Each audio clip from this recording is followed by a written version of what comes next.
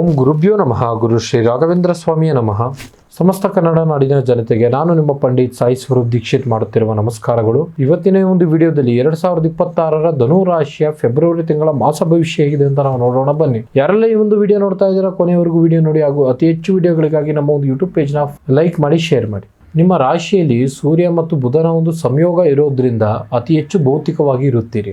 ಗುರುವಿನ ದೃಷ್ಟಿ ನಿಮ್ಮ ಒಂದು ಕುಟುಂಬದ ಮೇಲೆ ಒಳ್ಳೆಯ ರೀತಿಯಲ್ಲಿ ಇರೋದ್ರಿಂದ ಅತಿ ಹೆಚ್ಚು ನಿಮ್ಮ ಸಮಸ್ಯೆಗಳು ಏನೇ ಇದ್ದರೂ ಸಹ ದೂರವಾಗುವಂಥ ಸಾಧ್ಯತೆ ಲಕ್ಷಣಗಳು ಬಹಳ ಇದೆ.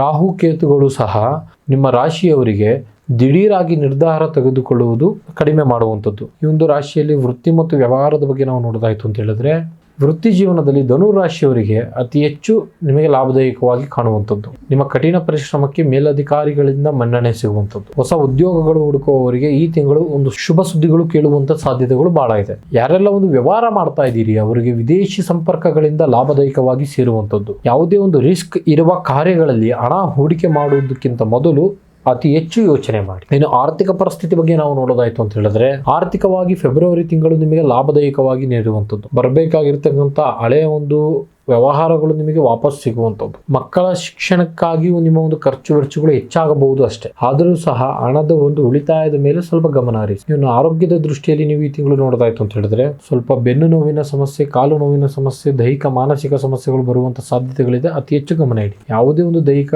ಶ್ರಮದ ಕೆಲಸ ಕಾರ್ಯಗಳಲ್ಲಿ ಆತುರ ಬೇಡ. ಪ್ರತಿದಿನ ಒಂದು ಧ್ಯಾನ ಆಗಲಿ, ಆಧ್ಯಾತ್ಮಿಕ ಒಂದು ಪುಸ್ತಕಗಳನ್ನು ಓದಿ ನಿಮ್ಮ ಮನಸ್ಸಿಗೆ ಶಾಂತಿ ನೀಡುತ್ತದೆ. ಇನ್ನು ಪ್ರೀತಿ ಮತ್ತು ಪ್ರೇಮದ ವಿಚಾರದ ಬಗ್ಗೆ ನಾವು ನೋಡೋದಾಯ್ತು ಅಂತ ಹೇಳಿದ್ರೆ, ಹಿಂದೆ ಇದ್ದಂತ ಭಿನ್ನಾಭಿಪ್ರಾಯ ದೂರ ಆಗಿ ಪರಸ್ಪರ ಪ್ರೀತಿ ಹೆಚ್ಚಾಗುವಂಥದ್ದು. ಯಾರೆಲ್ಲ ಒಂದು ಇನ್ನು ಮದುವೆ ಆಗಿಲ್ಲ, ದೂರದ ಒಂದು ಸಂಬಂಧಿಕರಿಂದ ವಿವಾಹದ ಒಂದು ಮಾತುಕತೆಗಳು ನೆರವೇರುವಂಥದ್ದು. ಪ್ರೇಮಿಗಳಿಗೆ ಇದು ಮಧುರವಾದಂಥ ಒಂದು ಸಮಯ ಕಳೆಯುವಂಥ ಕ್ಷಣಗಳಂತಾನೆ ಕರಿಬಹುದು. ಇನ್ನು ಕುಟುಂಬದ ವಿಚಾರದ ಬಗ್ಗೆ ನಾವು ಹೇಳೋದಾಯ್ತು ಅಂತ ಹೇಳಿದ್ರೆ, ಸಹೋದರ ಅಥವಾ ಸಹೋದರಿಯಿಂದ ಯಾವುದಾದ್ರೂ ಒಂದು ಶುಭ ಒಂದು ವಾರ್ತೆಗಳನ್ನು ಕೇಳುವಂತಹ ಸಾಧ್ಯತೆಗಳು ಬಹಳ ಇದೆ. ಧಾರ್ಮಿಕ ಪ್ರವಾಸಕ್ಕೆ ನೀವು ಒಂದು ಯೋಚನೆಯನ್ನು ರೂಪಿಸಿಕೊಳ್ಳುತ್ತೀರಿ.